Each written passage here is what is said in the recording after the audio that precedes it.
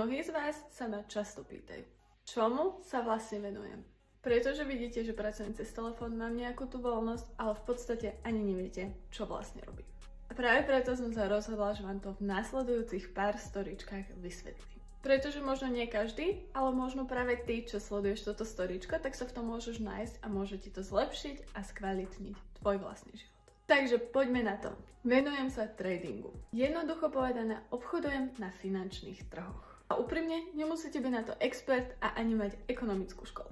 Dôležité je mať prístup na internet, informácie, vedieť čítať signály a ako riadiť risk. A práve toto učíme ľudí. Mám okolo seba úžasnú komunitu, kde sú každý jeden deň zdieľané signály, výsledky a know-how. Nie je to žiadne rýchle zbohatnutie z večera do rána. Ale ak sa na to pozrieš seriózne, by si práve vďaka tomuto postupne vybudovať celkom pekný príjem. A to najlepšie, dokáže začať popri práci, popri štúdiu, popri materskej alebo popri čomkoľvek inom. Pretože to dokážeš robiť odkiaľkoľvek, kde máš prístup na internet a k telefónu.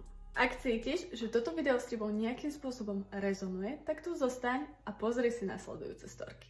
Pretože ak to pustíš z hlavy, tak o pár dní, týždňov, mesiacov sa môžeš dostať k podobnému videjku alebo aj k tomuto. Povieš si, že si to mohol už dávno skúsiť. No a práve preto si poďme ukázať, ako to vyzerá v praxi.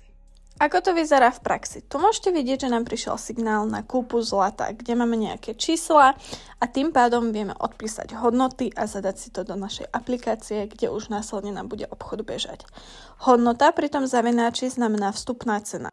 Čísla, ktoré sú napísané pri TP, znamená, že sa nám obchod uzatvorí v pluse a číslo pri SL znamená, že sa nám obchod uzatvorí v mínuse, pokiaľ by sa rozhodol ísť náhodou do druhej strany a tým pádom nám ochráni účet. Tu už môžete vidieť, že som prešla do aplikácie MetaTrader, kde som si otvorila obchod a upravila hodnoty podľa nášho signálu, ktorý nám prišiel. Keď som si tieto hodnoty poupravovala, dala som upraviť a obchod nám bežal. A potom som prihodila ešte jeden a tu už môžete vidieť moje výsledky.